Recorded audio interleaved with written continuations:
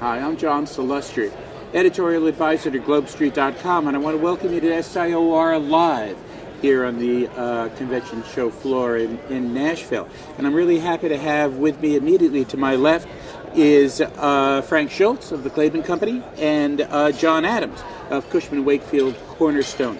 Both of these gentlemen were instrumental in a young professionals session that was held yesterday during the conference, and they're here to discuss this a little bit more in depth today. Guys, thanks for coming by. Thank you. Thank you, John. Really appreciate it. So, talk to me, what is the biggest challenge that you see young professionals face in this industry today?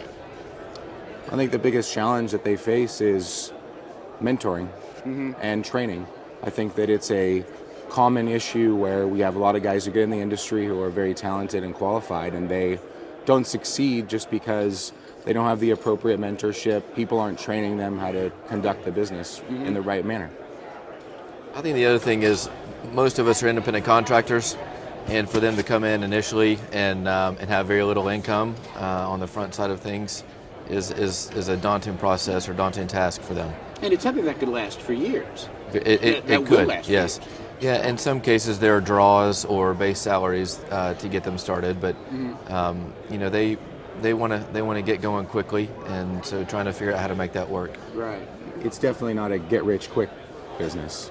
And the most successful brokers are the ones that have a long-term view and a long-term horizon in their business development and in their relationships. You had mentioned mentorship, and this is not company specific, but rather industry-wide. How would you rate commercial real estate then, based on what you were saying, against some of the other industries that you may have heard of?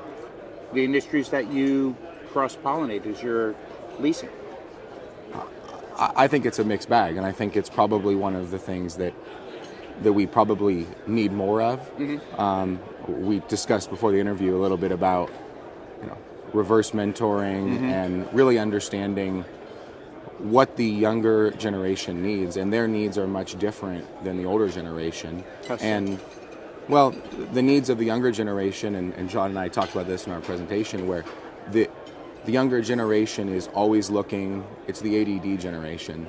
They're always looking. They always want another option.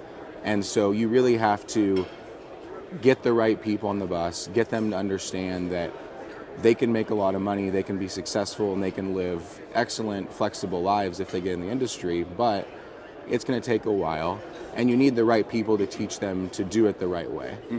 And now, do you buy what we were talking about before, that whole concept of, even though, millennials may be happy in their job, that within 3 years they'll be gone?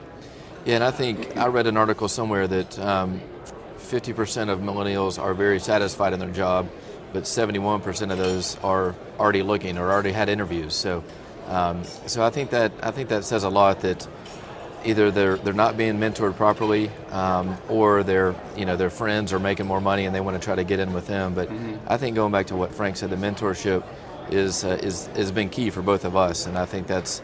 You've got to figure out the right niche, the right team, the right mentorship, and if it doesn't work, you've got to quickly figure out another plan. So, you're going to say something, Frank? Well, I was just going to say, I mean, the mentors, it's really incumbent upon them, because there are a lot of good, talented people in every industry, and if they're not mentored and they don't learn from the right person, it's not going to matter. There's just being good is not going to get you to the top. Is it incumbent upon the mentors, or does the mentee also have a responsibility to seek that role model?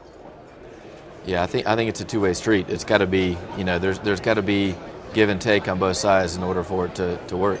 Right. So what about SIOR, and for that matter, any association? How do they help your career advancement? Well, the most important thing in our business is relationships.